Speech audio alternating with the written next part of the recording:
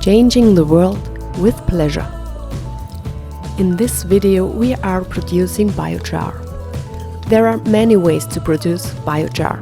We show you how to produce biochar in an earth pit. This was our first attempt, with a quite good result. Biochar is needed for terra preta composting and a way to get carbon from climate-damaging carbon dioxide back into earth. Stephanie dug a hole, a cone about 1 meter deep.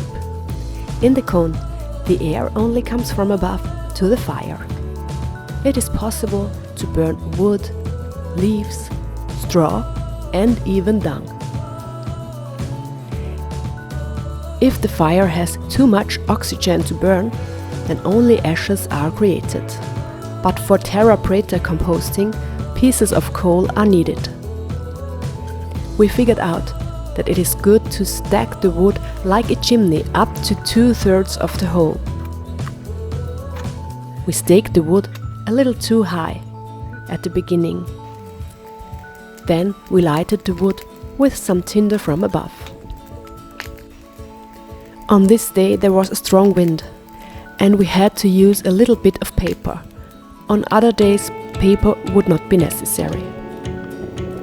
As far as the first 2 lines of wood were burning well, the air drew down inside the hole.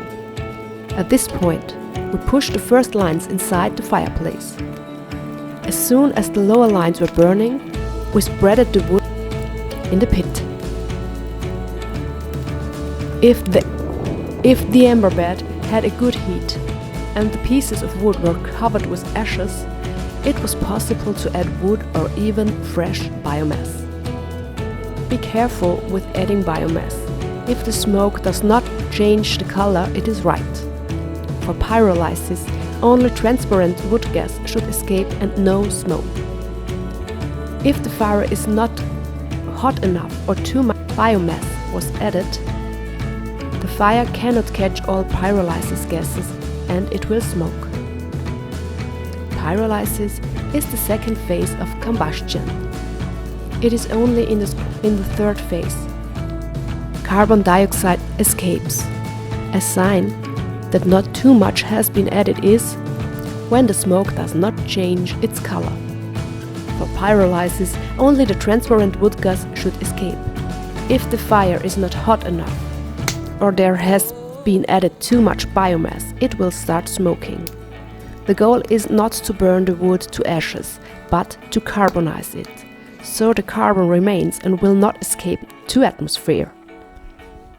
Our children helped with joy, playing that they were Indians making a fire that must not be discovered. Our first try was not perfect. The fire burned too high. Adding wood worked good, but adding biomass and dung was tricky. There sometimes was smoke when we added dung and biomass. While we were busy with the fire, the chickens picked up the remaining bread. Nature does not know any waste. Every 5 to 10 minutes, biomass or wood can be added. Whenever the white ash layer becomes visible and the fire does not smoke, as long as the hole is full. Then we extinguished the fire with loads of water. Don't use too less water to avoid that the fire is glowing further and the coal will burn to ashes. When the cold water meets the hot coal, it will break the surface of the coal. It becomes active coal. This means you can break the coal very easy with your bare hands afterwards. And the surface of the coal looks like a sponge under the microscope. This is a very important feature the coal should essentially have, because microorganisms can settle in the small openings, small roots or mycelium can break through the coal. If the coal looks like a sponge, it will actually act like a sponge and is able to save more water, what is an incredible advantage in dryness periods. There was so much steam, it felt like a steel factory. The black coal water is a very effective natural fungicide. You should keep it. It is a byproduct of biochar production. Don't just bury the coal in the earth now. Nitrogens and phosphates are needed to activate it. If you do not add this first, the coal would pull the nitrogens and phosphates out of the earth first, and the grass above would get brown. That is counterproductive to soil fertility. We used effective microorganisms and a powder made of ancient stones for activation. Indians in the rainforest made terra preta many years ago, so they made the drained soil fertile. They probably were using pea instead of effective microorganisms and clay shards instead of stone powder. You can use the biochar for terra preta composting or for other things. For instance, in the chicken's coop, in the kitchen bokashi or in the cat litter box. We will show you how to make terra preta in different ways in our next videos.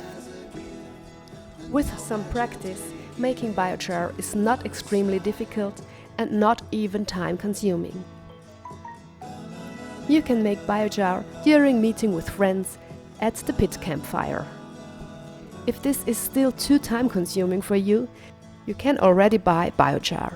I even found biochar mixed up with effective microorganisms and stone powder at a manufacturer not far from my home.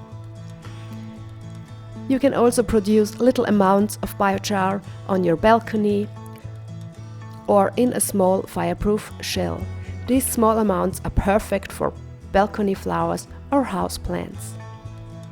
Why is it worth it using biochar?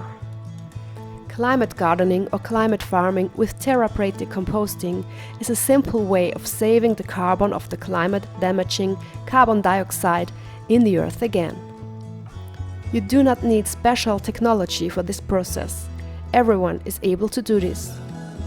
If you have a garden, you have to water and fertilize less often. Biochar creates more humus and soil that it is more fertile. Some biochar pioneers report that even the crop rotation is not so much important since they are using biochar and terra preta. We hope that we have motivated you to try that too, and you also want to change the world with pleasure now.